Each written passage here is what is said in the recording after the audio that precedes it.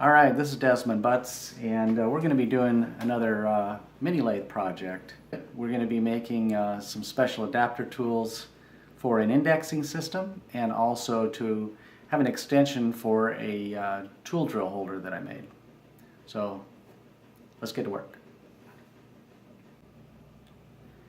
Here we have some bits and pieces.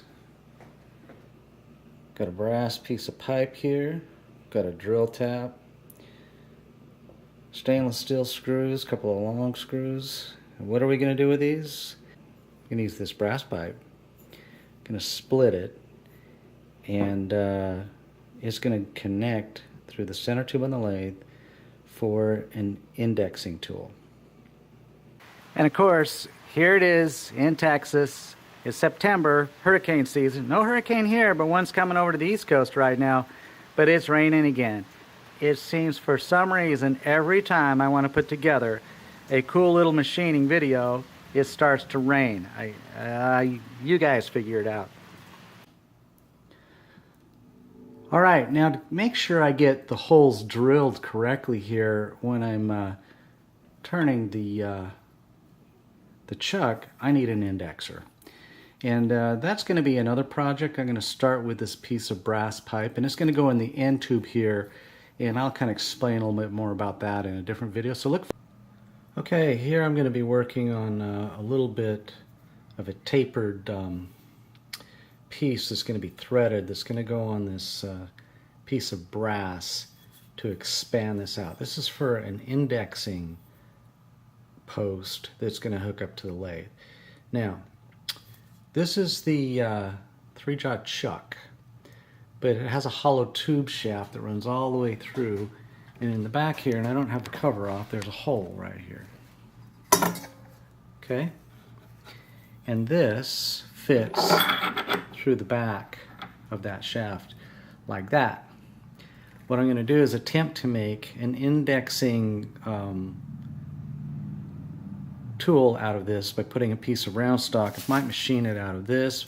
Might actually find a bigger piece so it has a larger diameter on it, and I'm going to put small holes in it, and then a little pin tool that's going to go into each hole, so as I turn this and the front where the workpiece goes turns, I can use my new tool rest drill there to drill precise holes, because I have a way to index them correctly. So hopefully this makes sense. I kind of talking about it in layman's terms, but the idea is to keep it simple, stupid. So we're going to try to make this very normal, easy. This is just some leftover aluminum stock I have. Probably cut it off about 1.5 inches here by my thumb. Going to drill a hole through the middle of it, tap it, put a little bit of a taper cut on here, maybe about 5 degrees is all. That way it's going to go into this brass piece right here. I'm going to take a Dremel and cut splits through here so that when that piece goes into the end, it will expand this out like that, and it will hold it firm and tight into the shaft that is going through to the 3-jaw chuck. And that allows this to hold stationary in place with my special little indexing jig on the outside that I'm going to machine out. And that, as I clock it from the back side of the lathe, will allow me to get precise holes and things drilled on the workpiece. So hopefully that makes sense. So I'm just giving you an idea how shallow this taper is. It's like 1 degree down here, and it's already starting to make a little cut. Now I'm going to finish this cut off here later, but I'm going to do the taper first, then I'm going to drill a hole and then cut it off there and make the end of this little insert that's going to be threaded that expands the brass pipe so it fits inside of the lathe shaft. Okay, I'm going to keep checking this because it's going to go in this end. These threads really aren't threaded. They've been machined down. But I left some in there so it has a little more of a grip when it actually expands out after I cut the slits in it. but this taper's got to fit inside, and of course it's not quite there yet, so I'm going to keep on going until I get it just to go in. Now some of you might say there should be a taper in here. I really don't think that the taper's going to be necessary in here, so I'm not going to do it, but I guess you could do a slight 1 degree taper in here. They'd fit a little bit cleaner together, but we'll try it how it is. If I need to make a taper, I might do it a little bit later and make it work from the inside before I make the slit cut. So I'm just going to kind of take it from here and see how it goes for now. Okay, just got it to start slipping in here. So we'll see how this works.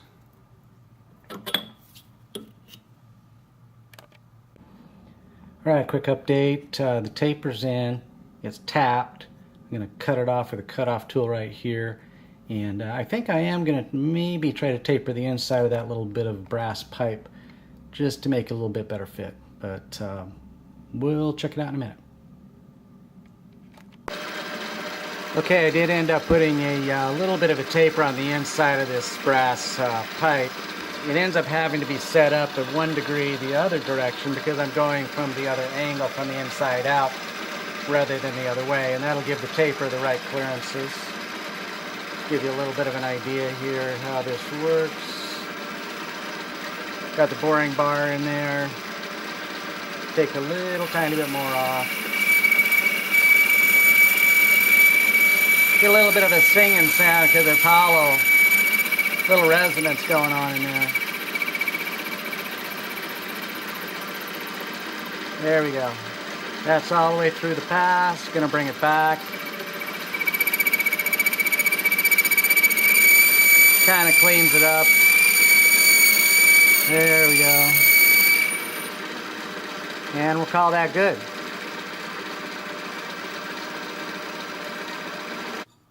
Here's the two pieces right here. They do fit together pretty nice, actually. That's about right. That gives me a little bit of a lip to draw this into here to expand this out nice and uniformly when I get ready to get these cuts in and get this put together. Looks great. Okay, here is the brass tube I'm using. I'm cutting the slits in it right now. And I'm using a Dremel to do this.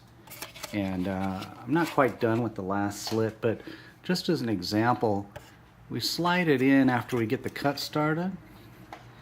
And once it's started like that, we can basically rest this up against it. So we can basically rest the edge up against it. So I'm going to try to do this so that you can see it.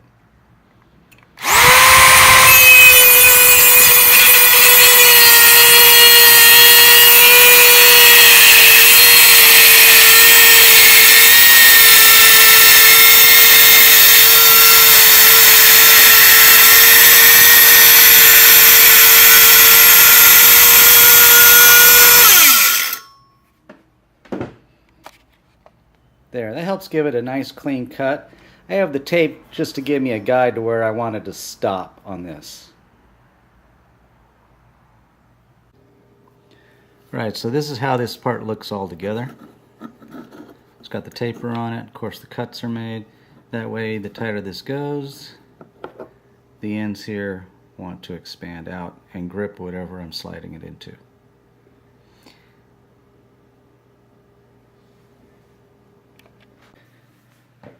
Well, here we go. To index or not index, that is the question. I went to Walmart trying to find a compass. Now, if you know what I mean, I'm not talking about the ones that find direction. I'm talking about the ones that make circles. And you would think they would have that in the school supply store, office supplies, any of that section.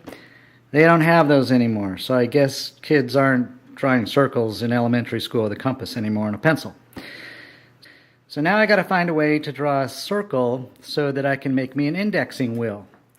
Now my template for the indexing wheel is a Sawblade, but it's a little bit too big around to actually use consistently.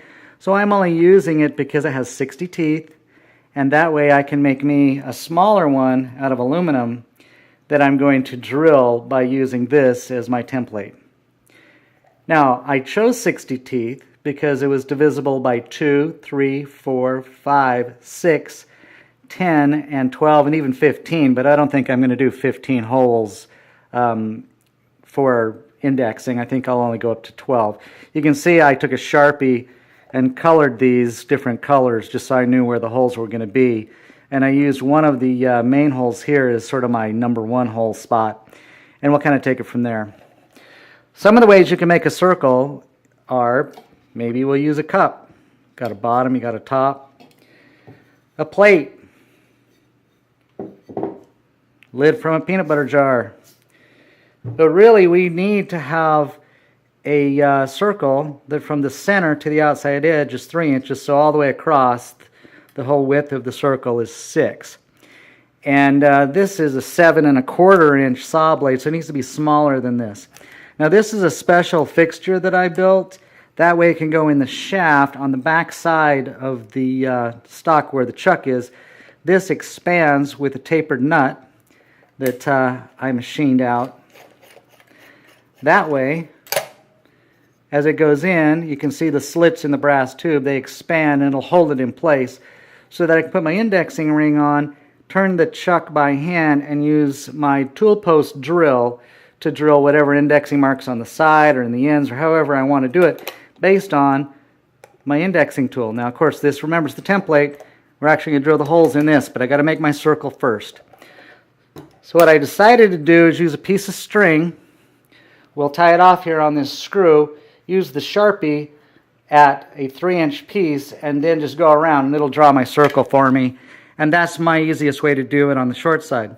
Another thing that I could possibly do is actually take this off, have this drill hole a little bigger, put it on the back here, and then take a Sharpie and hold it in a spot and turn the entire plate and hold it on the edge, and that would draw me a circle as well. But we'll do the string for now.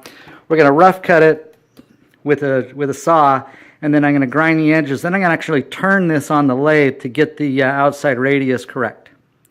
So we'll take that from there. Okay, so here we are. This is 3 inches from this mark to there. I'll try to hold it steady and make a circle.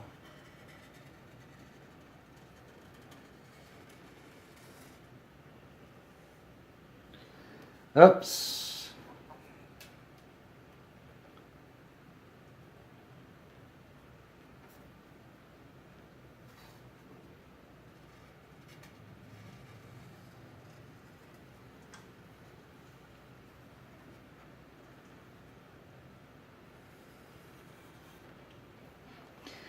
Not working as good as I would like.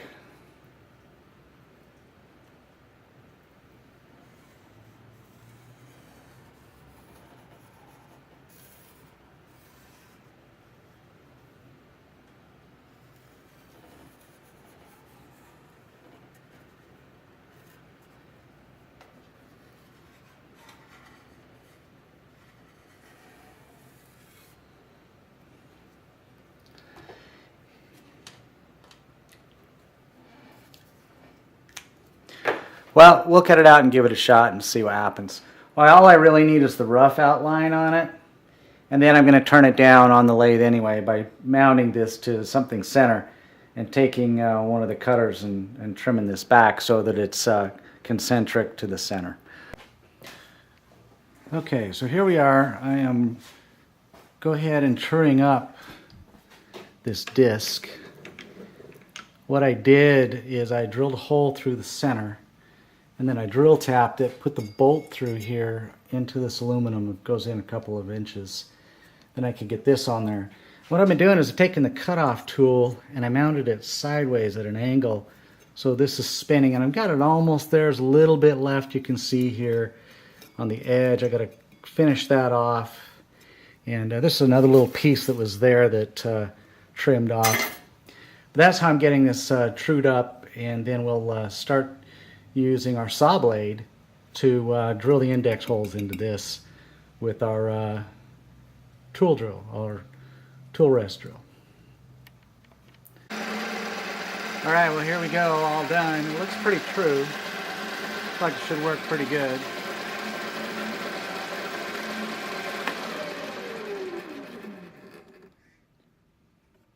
All right, looks good. We'll have to do some work on this and see what we got. Okay, here we go. We're looking at my saw blade that's going to be used for the template for the indexing wheel, which is right here. And this is how it's held into the back side of the lathe. Okay, we talked about this already a little bit. Now, why did I choose this for my indexing instead of maybe doing it this way? Now, I kind of illustrated these a couple of ways. There's a lot of ways that you could do indexing. I could put this on the end of this shaft and then have a pin going down into holes that are drilled around this way, and like the little blue dots represent. I just decided that for simplicity's sake and the way that I want to rig this, it was actually going to be easier to put this on the end and then have the holes through it as represented by the blue dots here. So this is how I'm going to do it. But there are indexing wheels that are like this with the holes on the side. And it doesn't matter, because when it all comes down to it, as long as you have a way to index correctly, that's all that you need so that your drill lines up on the work however you need to accurately. Now, I did mention I did pick a 60-tooth saw blade. I probably won't drill all 60 holes. I'll probably only drill enough to cover up to 12 different positions, and that's why I put the marks and the numbers on them. So we'll see how this lines up and get going. Okay, this isn't perfect because I got done doing a lot of little milling and stuff like that, machining, so I got flakes everywhere. But here is the new indexing wheel. It's stationary now because it's kind of locked. This is my tool post drill that I made in another video. It's pretty cool. We're going to be roughly trying to drill these just inside this little red line right here.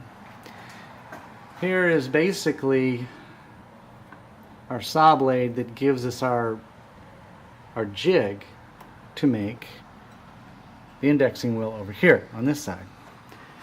Now what I did is I took a piece of thick aluminum, and it's on a hinge, so it actually will lock on each tooth, and I just back it up so that each tooth that I'm going to drill is backwards, so it doesn't want to go like that and flex. It's back is stable, and then I'll drill it. Then I'll go like that, move it again, lock it, back it down, drill it. That's how I'm going to make this work. So I'll start drilling, and I'll show you in a little bit, and hopefully this turns out right. Alright, this has been double and triple checked. Everything looks good. These numbers are going to be redone, but they're in different colors so that I know that if I start from here, which is the pilot point, the starting point, all the numbers start here, and these are sideways and backwards, and they really don't look that great, but everything in black is a 4-hole. Everything that is in green is a 2-hole, red's a 3, orange is a 5, blue is a 6, and so these, if I just go to the blues, that's going to give me the correct hole to make all those positions. Now I still got to make a little bit of a jig because this actually is going to go over here, and this is a different kind of a lever. I'm going to do something that looks a little bit more like a deadbolt slide lock that has a little pin, and it'll slide across here and fit right into these little holes here so that it lines up, and then it won't move. And then I can index drill just like this. My little drill set up there, so that I can do some of this indexing.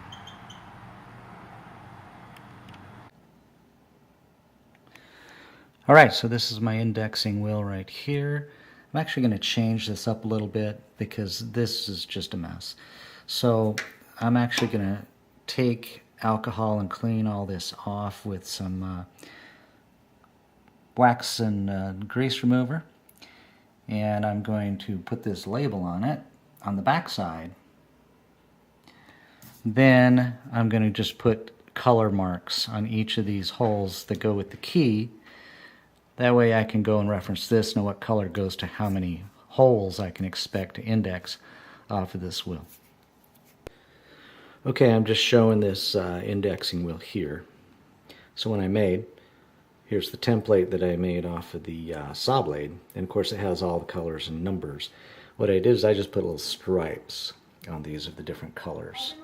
That way I can know which one goes to which number, because on the back side of this, I made a label. And the label gives the legend of which color goes to how many holes you can drill with this custom design wheel. So once again, I'm here at the braceless side. I like it better than an angle grinder.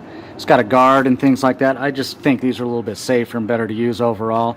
If I'm going to do some grinding, I'm going to do it on a regular bench grinder or on a sanding type system. But to cut this, I like this a little bit better. Or, you know, you could use a steel bandsaw or something else, but I'm just using this to cut this off.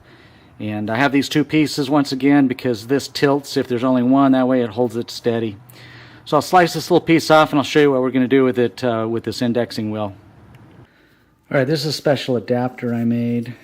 It's actually going to be put right on top right there, approximately. It's going to have a hole drilled here with a pin running through it, and that's going to go, the indexer is going to be right here, and the pin's going to go through into the holes. So I haven't gotten that part done yet, but I'll be working on that in a little bit, and there'll be a little lever on it and a spring.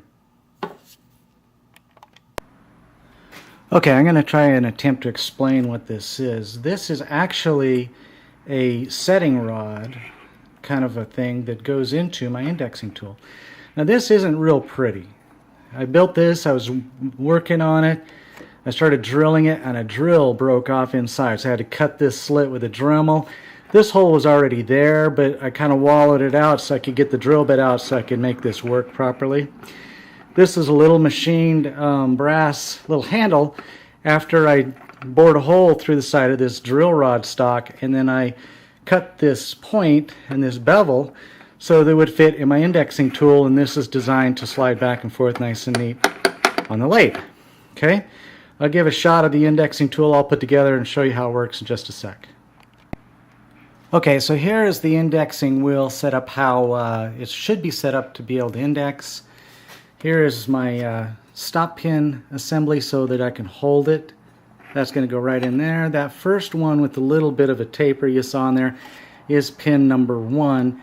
And as you can see, it's got all these little marks down here, and that's because they're color-coded.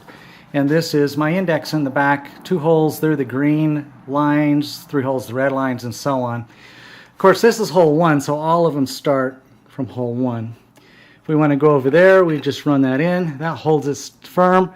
And then on this side, we can do our work and do our drilling with a tool post drill or whatever we're going to do on this side to our work. So basically, in a nutshell, that's how this little setup works. And I got this nice little slide to go back and forth so it can go into each hole and line up properly, just like that. So hopefully that makes a little bit of sense. Thank you so much for watching. Subscribe, please, share it, and give it a thumbs up. Thanks.